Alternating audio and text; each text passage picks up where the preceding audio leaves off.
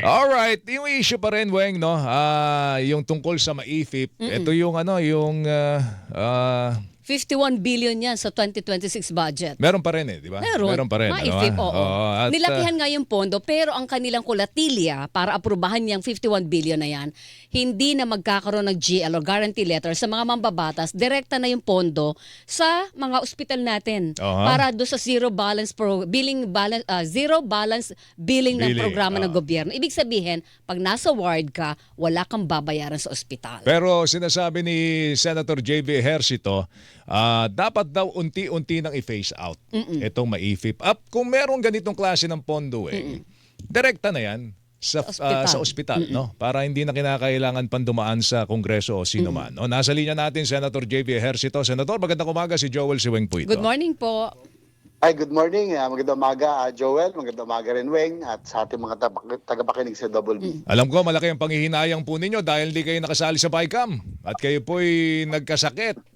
Hindi nyo napaglaban yung inyong paninindigan dito po sa MAIFIP. No? Pero sinasabi po ninyo, Senador, dapat unti-unti na po itong i-phase out. Pero sabi ni Weng, ang kulatilya po dito sa 51 billion na MAIFIP, wala nang guarantee letter Walang na guarantee manggagaling letter. sa ating mga mambabatas. Well, alam mo kasi, Joel, mula nung naipasa natin yung Universal Healthcare Law noong 2019, ang intention talaga nito ay kasi yung mga tao nun pumipila sa PCSO, pumupunta sa PAGCOR, pumupunta sa politiko. Kumbaga pinoproblema nila kung saan sila kukuha ng pambayad sa ospital. Kaya nga nung naipasa natin yung UHC, yung pondo ng social fund ng PAGCOR, na PCSO, pinagsama na lang natin into one fund, in one general universal healthcare fund. At sana nga po itong mga guarantee letters, hindi na rin pumunta sa mga politiko dahil para mawala na yung patronage politics. Kung magkasakit ka, under the UAC, pumunta ka na lang ng ospital, ang problemahin mo magpagaling, hindi mo na problemahin dapat yung kung saan ka kukuha ng pambayad. Dapat po yung pondo ay nasa ospital ng diretsyo o kaya nasa PhilHealth na. So kaya lang alam mo nung naipasa po ito, maraming challenges, maraming mga birth pains, dumaan pa yung COVID, pero ngayon dahan-dahan naman nararamdaman na at gumaganda na yung PhilHealth, gumaganda na yung UHC. So kaya ako nasabi na itong MAIFIP nung una nakakatulong dahil inaayos pa yung UHC, pero ngayon maganda na sigurong i-phase out to unti-unti dahil gumaganda na nga po yung Universal Healthcare Law at yung PhilHealth ay naging epektibo na. Okay, dahil po, kaya may MAIFIP, dahil kulang ang alokasyon ng gobyerno sa mga health programs natin, hindi ba, Senator JV? Kaya kahit yung Universal Healthcare Law ay hirap pang pondohan ng solid ng gobyerno. Kaya may MAIFIP, pang-augment kumbaga.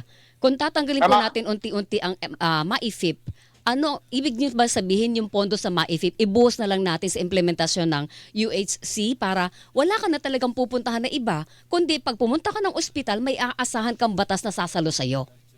Tama ka, Weng, no? Ang target natin tanggalin din sa UHC, tanggalin din yung patronage politics na hindi na pumupunta sa politiko, hindi na pumupunta sa ahensya, na mas maganda sana kung lahat ng pondong yan, yung 50 billion, kung mailalagay mo yan sa UHC fund or sa PhilHealth or sa mga ospital na meron zero balance billing, at least diretso na sila, no, na nandun na. Pero admittedly, nakatulong naman yung MAIFIP, especially in the early part of the UHC na hindi pa masyado itong epektibo. Pero ngayon, dahan-dahan naman ng naiayos. Kaya ang tingin ko, dapat unti-unti na rin ito i-phase out. Diretso na lang tayo sa ospital para wala nang kailangan mamalimos para po sa kanilang pagpapa-ospital. Kailangan diretso na po tayo. Dito ba sa 51 billion ngayong for next year, no? Na ilaan dito sa MAIFIP, sino pupunta mo rito, Weng? Kasi kung hindi na hihingi ng guarantee letter mula sa mga kongresista at senador, sino pupunta mo, DSWD? Hindi, ganito daw yan ang magiging... Paano magiging ano dyan? Sabihin niyo lang po kung mali ako, Senator. Paliwanag ng DOS ganito, 80% ng 51 billion mapupunta sa mga government hospitals, 20% ilalaan sa private hospitals. So pag ikaw ay nagkasakit at kailangan mapunta ka sa ward ka pupunta, hindi yung semi-private o private kasi ibig sabihin na may pangbayad ka. Pero pag nagpunta ka sa ward, libre lahat ang iyong bayarin. Zero Wala balance kang, ka. lalabas ka ng ospital nang wala kang kang ilalabas na binabayaran. pera kasi meron ng ma-IFIP na sasalo sa'yo. Tama po ba yun, Senator? Tama yun, Weng, no? Parang yun ang ilalagay yung mga IFIP funds doon sa mga Oo. ospital na merong nag-implement ng zero balance billing para nga wala na talaga silang So, kailangan ilabas sa oras na sila kung ganyan, ma-hospital. Senador, hindi mo na kailangan i-phase out yan, di ba? Kasi ito na yun eh. Yung pagnanais mo na mangyari dito sa pondong ito, nangyayari na po ngayon even with MAIFIP there, Oo. no? Para ho sa 2026. Tama ho ba? Tama rin naman, Joel. Pero sa akin kasi, para hindi na rin confusing, wala. Dapat yan, one general, one general universal healthcare fund, no? Talagang lahat dapat nanggagaling sa isa, yung mga galing sa Syntaxes, galing PCS o Pagcor, iisa na lang para mas madali rin yung management, no? Pag later on, pag gumanda na talaga at medyo naging smooth na yung pagpapatakbo ng UHC at ng PhilHealth, mas maganda siguro isang pondo na lang. Senator, yung bang UHC, Universal Healthcare Law natin, fully funded na po ba ito or malaki pa rin po ang kulang para masakop nito ang lahat ng mga Pilipino mula sanggol hanggang nakatatanda po? Well, it's a work in progress, Weng, no? Kasi 10-year program naman ito. Nasa going 7th year na tayo. Masasabi natin na sa ngayon ay kahit papaano nasa 40% na yung out-of-pocket expense na dati more than 50%. Target natin at least maging 30% or lower, no? Sa ngayon, magiging next year lalo na mas maganda yung magiging funding nito dahil dinoble yung subsidy sa PhilHealth, no? Yung kung malalam niyo yung 60 billion na naging controversial na nawala ay dinagdag next year. So nadagdagan pa na another 50 billion. So almost 200 billion ang magiging subsidy ngayon ng PhilHealth for the UHC. So ano siya? Actually kung mapopondohan lang, Joel, Weng, yung pong mga Syntaxes, yung mga sa Pagcor, PCSO, may may mga almost 300 billion na hindi sila nare-remit for UHC fund. Kung yun po lahat mariremit, napakalaki po nun. Talagang lahat makukover. Kaya Ano yun pong ang dahilan? aming nilalaban. Ano pong dahilan bakit hindi nare-remit? Tinatakda po yun ng batas.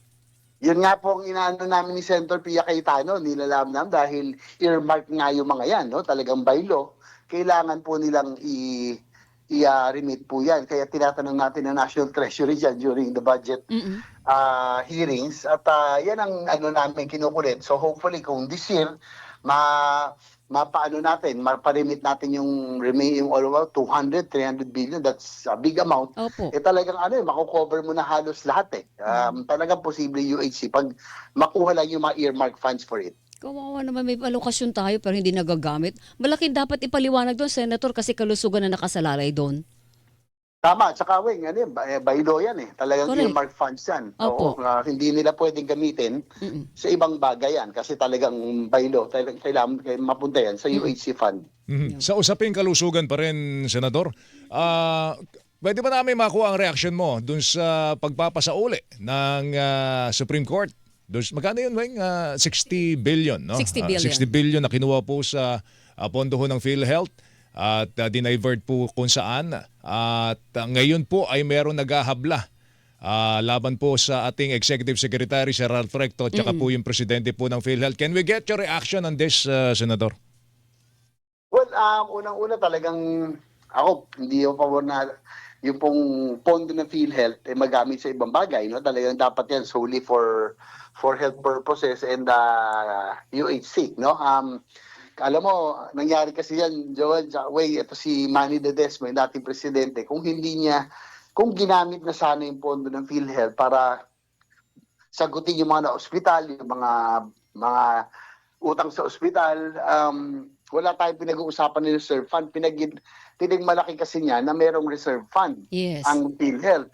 Hindi naman tayo private corporation na dapat mo ipagmalakihan yung savings or reserve fund at the end of the year. Kailangan yan ginagamit para for the benefit of the members. So, siyempre po, yun na nangyari. Kaya akala ng Department of Finance that time, yung mga excess funds na hindi ginagamit, pwedeng magamit sa ibang bagay. No? Pero kasalanan po talaga tingin ko ni Manny Ledesma kung ginamit na maayos tulad ng ginagamit niya the new PhilHealth President Ed Mercado, palagay ko, Mm. wala tayong pinag-uusapan na controversial na 60 billion kumbaga, na pondo ng PhilHealth. kung ano'y ang pera mo, wala ka dapat reserve kasi continuous ang gamit sa public health. Ang dami nagkakasakit, araw-araw may pinapasok sa emergency room, may nagpapa-confine, Senator. Tama po yun. Tsaka nakakainis kasi nun pag malaki yung bili mo sa PhilHealth, halimbawa 1,000,000, inabot yung hospital bill, sasagutin ng PhilHealth, kakapiranggot. Hindi yun ang ano natin, no? Dapat tinaas yung case rates, tinaas yung participation para pag na-hospital ka, halimbawa, ramdam mo yung PhilHealth nandiyan. Kung sinagot man na ng PhilHealth, 30%, 40%, malaking bagay sana. So, Pero, Senator, hopefully mag-improve yan ngayon under Mercado. ang katwiran kasi noon ni dating Finance Secretary Rector, no, Executive Secretary, ay meron kasing provision sa ilalim ng 2025 budget na pwedeng gamitin o kunin na ehekutibo yung sobrang pondo ng PhilHealth. Kaya yun daw ang ginawa ni Ralph Recto noon. Ngayon ba sa 2026 budget, wala na yung provision na yon? Kasi sabi nga ni Secretary Ralph, huwag nyo kaming utusan para hindi namin gawin. Tama po yan. Nailagay po yan ng 2024 budget. No? Ngayon po, sinigurado na hindi na po mauulit yung ganyang controversial na provision sa GAA para magamit po ang pondo sa ibang bagay. Hindi Okay. na po yan mauulit. Alright. Ito lang, Senador, kasi na-interview namin dito si Congressman Leandro Leviste at binabanggit niya po yung Cabral Files. At doon daw sa Cabral Files, halos lahat ng mga senador at kongresista ay meron pong budget insertions.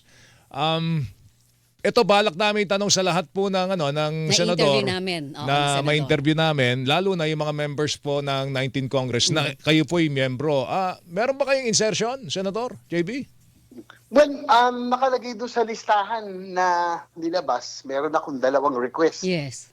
No, I have never dealt with Cabral or etong si Bernardo sa mga ganyang matters. Kahit kailan, hindi ako nakipag-usap sa kanila. Kaya lang, alam mo, Joel, kung minsan may mga taga-probinsya, no, mga LGU, mga governor, mayor, pupunta mula sa iba-ibang probinsya, pupunta sa office, magre-request. Kung wala namang may bigay, siyempre, the best we can do is refer them to the DPWH para naman hindi sila uuwing talagang luhaan na wala man lang silang nakuha. So, siguro, kung meron man kami referral, hindi naman siguro masama yun dahil yan po yung request ng mga LGU. Ako po, meron yata 2 lamang, no? Natatandaan niyo po yun? Parang, hindi, yun yung nasa listahan na nakita ko, 2 lang yung Pero request natatandaan ko, niyo po So, kung ano yung request niya, Senator?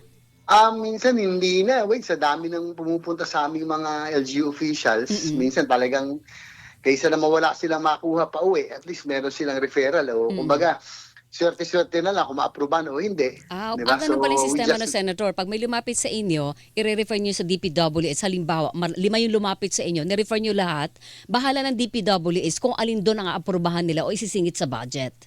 Tama yun, Aweng. Siguro, DOH, DPWH, or DSWD. Tapos, ang importante, basta wala kang kinalaman doon sa post-enactment intervention. No? Halimbawa, kung mabigyan man sila, sa kanila na yun, yung bidding, yung contractor, lahat, dapat wala kayong kinalaman doon. Yung 2 proyekto na sinasabing na-endorse ninyo o na-insert ninyo, hindi nyo na po alam kung ano yon, Senator? Hindi ko na maaalala yun. Siguro sa tagal, Weng, no? Sa dami na Would you know pumupunta kung sa amin. magkano ang pondo na nakalaan doon sa 2 request na yan, Senador? Siguro pahanap ko yung file, Joel, no?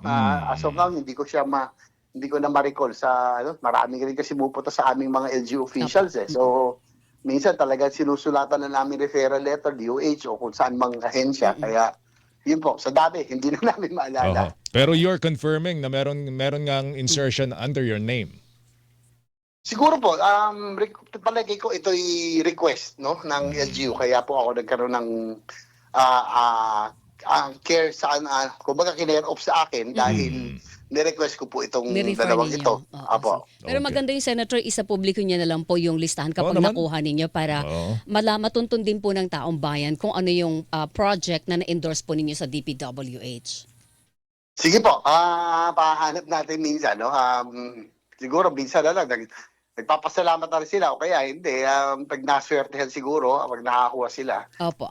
doon na lang namin nalalaman kung nakakuha sila ng proyekto o hindi. Pag nagpasalamat o kaya hindi, ibig sabihin walang nangyari. So, siguro hanggang ganun lang. Talagang hanggang referral lang kami sa karamihan ng mga proyekto ng mga LGUs. Alright, Senator JV, maligayang Pasko ha. Sir, Thank Merry you. Christmas. Thank you. Merry Christmas, Joel. Merry Christmas din, Weng. Good morning, Thank you, sir. Senator JV Ejercito, mga kapuso. Saksi sa Double B!